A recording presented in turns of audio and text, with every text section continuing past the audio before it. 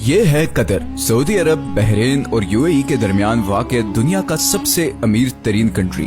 اتنا امیر کہ اس کی پر کیپٹا انکم ہے $1,28,000، جو کہ امریکہ، سنگاپور اور ایون پڑوسی عرب ممالک جیسے کہ UAE اور سعودی عرب وغیرہ سے بھی کہیں زیادہ ہے۔ بڑی بڑی بلڈنگز، شاپنگ مالز، مہنگی گاڑیاں، اسی لیے قطر کو مڈل ایسٹ کا ویگس بھی کہتے ہیں۔ لیکن قطر ہمیشہ سے ایسا نہیں تھا۔ چند سال پیچھے چلے جائیں تو قطر صرف ایک تپتا ہوا صحرا تھا جس میں غربت، بھوک اور بوریت کے علاوہ کچھ نہیں تھا۔ تو پھر یہ اتنی بڑی ٹرانسفارمیشن کیسے ہوئی؟ جو دیش سارے عرب کنٹریز میں سب سے غریب تھا، آج دنیا کا امیر ترین دیش کیسے بن گیا؟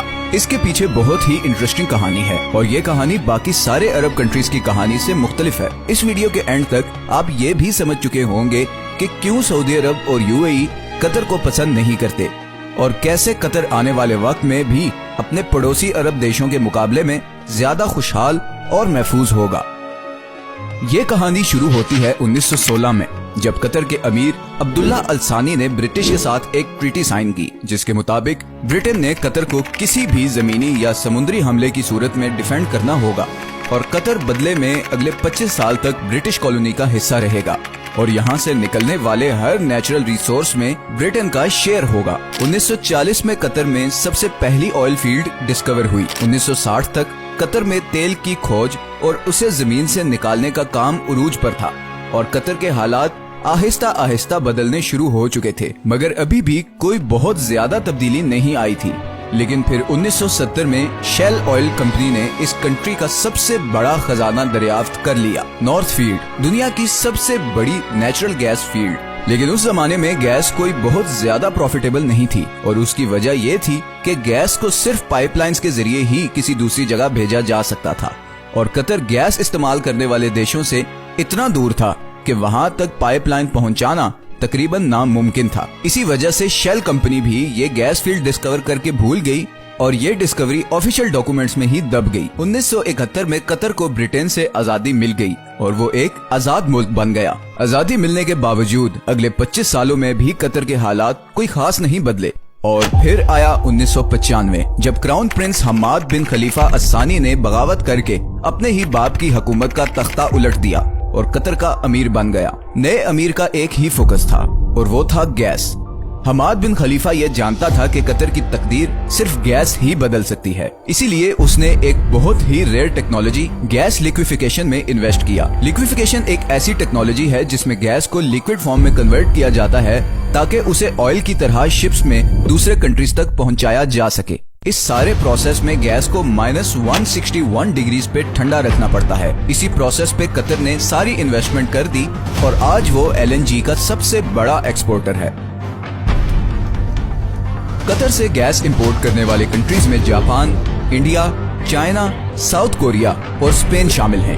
بلینز آف ڈالرز قطر میں آنا شروع ہو گئے، لیکن قطر کی تقدیر بدلنے کی ایکویشن میں تو یہ صرف ایک چھوٹا سا حصہ تھا، کیونکہ نیچرل ریسورسز تو بہت سی کنٹریز کے پاس ہوتے ہیں، انہیں ایکسپلائٹ بھی بہت سی کنٹریز کر لیتے ہیں، مگر اصل مسئلہ آتا ہے ان ریسورسز سے آنے والے پیسے کو صحیح استعمال کرنے کا، ورنہ وینیزویلا اور انگولا کا انجام ہمارے سامنے ہے۔ یہی وہ جگہ ہے جہاں قطر باقی تمام کنٹریز پر بازی لے گیا۔ قطر نے 2005 میں قطر انویسٹمنٹ اتھارٹی کے نام سے ایک کمپنی بنائی، جس کا مقصد تھا تیل اور گیس سے آنے والے پیسے کو پوری دنیا میں انویسٹ کرنا، اور اسی لیے آج دنیا کے ہر بڑے ملک اور ہر بڑی کمپنی میں آپ کو قطری انویسٹمنٹ نظر آئے گی، چاہے وہ لندن کے بڑے ہوٹلز، آفیسز اور اپارٹمنٹ بلڈنگز ہوں، امریکہ کے بڑے بڑے آفیسز ہوں، یا پھر ملٹی نیشنلز جیسے کہ Volkswagen, Barclays bank, Shell, Tiffany and Co, یا پھر روسنیٹ، رشیا کی سب سے بڑی آئل کمپنی۔ ان تمام کنٹریز اور کمپنیز میں قطر کی ہیوی انویسٹمنٹس ہیں، لیکن یہ بھی قطر کی ٹوٹل انویسٹمنٹس کا ایک چھوٹا سا حصہ ہے۔ اس کے علاوہ Qatar billions of dollars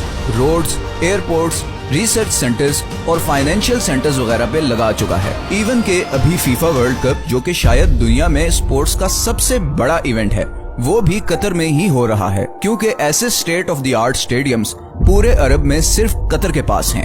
in ساری انویسٹمنٹس کا مقصد ہے آئل اور گیس کے آلٹرنیٹ انکم سورسز کریٹ کرنا۔ اب یہ تو تھی قطر کی اکنامک سائیڈ، दूसरी तरफ इंटरनेशनल पॉलिटिकल इन्फ्लुएंस हासिल करने के लिए कतर ने दुनिया का सबसे बड़ा अरब मीडिया नेटवर्क शुरू किया, जिसे आज हम अल जजीरा के नाम से जानते हैं। असल में बहुत सालों तक कतर सऊदी अरब के कंट्रोल में था और नए अमीर खलीफा बिन हमाद ये अच्छी तरह जानता था कि अगर कतर ने दुनिया में एक मकाम बनाना है तो उसके लिए उसकी एक अलग से पहचान बहुत जरूरी है। पूरी दुनिया तक कतर की आवाज और उसका नैरेटिव पहुंचाने में अल जजीरा ने एक बहुत जबरदस्त रोल प्ले किया है। 2010 की अरब स्प्रिंग के दौरान भी अल जजीरा वो वाहिद चैनल था जिसने प्रोटेस्ट को ऑन एयर किया और इसकी वजह से सऊदी अरब और दूसरी कंट्री से इसे जबरदस्त क्रिटिसिज्म का सामना भी करना पड़ा। अल जजीरा का इन्फ्लुएंस इतना ज्यादा है कि 2017 में जब सब अरब कंट्रीज ने कतर का बायकॉट किया तो उसको खत्म करने के लिए जो सबसे पहली डिमांड रखी गई थी वो थी अल जजीरा को बैन करना। सऊदी अरब और यूएई में तो अल जजीरा 2017 से अब तक बैंड ही है। कतर का बायकॉट एक मुकम्मल फेलियर था और उसकी सबसे पहली वजह तो ये थी कि सऊदी अरब को इस बायकॉट में सारे अरब कंट्रीज की सपोर्ट हासिल नहीं थी।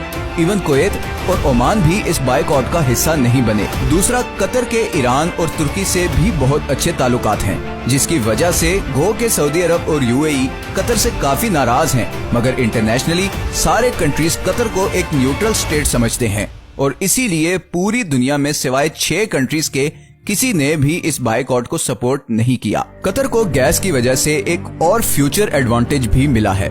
ऑयल के बारे में तो बहुत से एक्सपर्ट्स कहते हैं कि 2030 नहीं तो मैक्सिमम 2040 तक वो इलेक्ट्रिसिटी से रिप्लेस हो जाएगा, मगर गैस के बारे में ऐसी कोई प्रिडिक्शन नहीं, बल्कि उल्टा गैस की डिमांड मुसलसल बढ़ती जा रही है। अभी रिसेंट रशिया यूक्रेन वॉर में रशिया की जानिब से गैस पाइपलाइन की ब्लॉकेज के बाद कतरी गैस की डिमांड 10 गुना बढ़ गई, क्योंकि अब यूरोपियन कंट्रीज भी गैस के लिए कतर से राब्ता कर रहे हैं और ये डील कतर को और अमीर बना देगी। 2022 में कतर की एनर्जी एक्सपोर्ट्स पहले ही $100 बिलियन क्रॉस कर चुकी हैं, तो कल को जब बाकी अरब कंट्रीज ऑयल रिप्लेस होने से परेशान होंगे, वहीं कतर को इस चेंज से कोई खास फर्क नहीं पड़ेगा। अब कतर में सब कुछ अच्छा भी नहीं है और रिसेंटली वहाँ पर लेबर क्लास की कंडीशन को लेकर काफी सवाल भी उठाए गए हैं, लेकिन स्टिल कतर बाकी अरब देशों के मुकाबले में काफी ओपन स्टेट है, जहाँ मीडिया की आजादी है, इकोनॉमिक कंडीशंस बेहतर हैं और फ्यूचर प्लानिंग भी होती है।